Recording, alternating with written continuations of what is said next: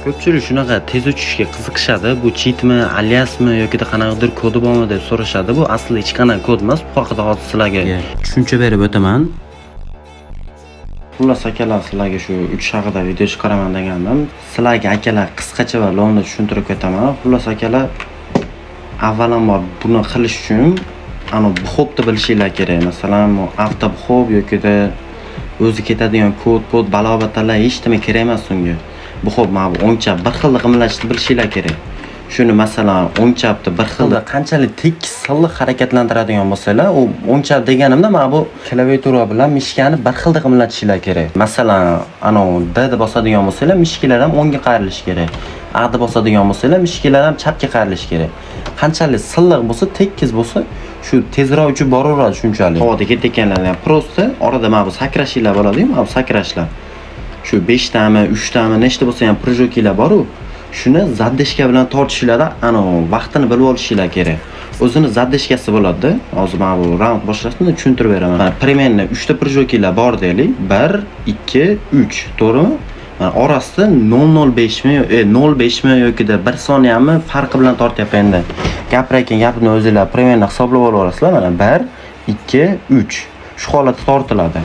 Endi buxob qayerda ishlatiladi, qaysi holatda ishlatiladi deydigan bo'lsalar, mana bu oddiy buxob bor. Shu havoda uchayotganlar qanday ishlatadi deydigan bo'lsalar, mana qaranglar, sizlarga tushuntirib beraman. Mana bu sakrayotgan, mana shu o'ng chap qilib 3 marta sakrashim bor, shu sakrayotganda havoda ketayotganda prosta mana bu D bilan V bilan sakraydigan bo'lsalar, u to'g'ri ketaveradi, tezlashmaydi. Shu havoda ketayotganlarda o'ng chap qilib ketishinglar kerak, shu buxob qilib. Avvalambor buxobni o'rganib olishinglar kerak bu 3 ta bo'lishni. Agar buxobni bilmaydigan bo'lsalar, bu videoda ko'rganlar bilan boshqalar bilan umuman foydasi yo'q. Buxobni qayerdan o'rganaman deydigan bo'lsalar, shu YouTube'da bir ikkita videolar qidirsanglar chiqadi. Ja qiyin narsa emas, bir 2-3 kunda o'rganib olsanglar bo'ladi. 3 ga keladigan bo'lsa, mana o'ngga 1, chapga 2, o'ngga yana 3.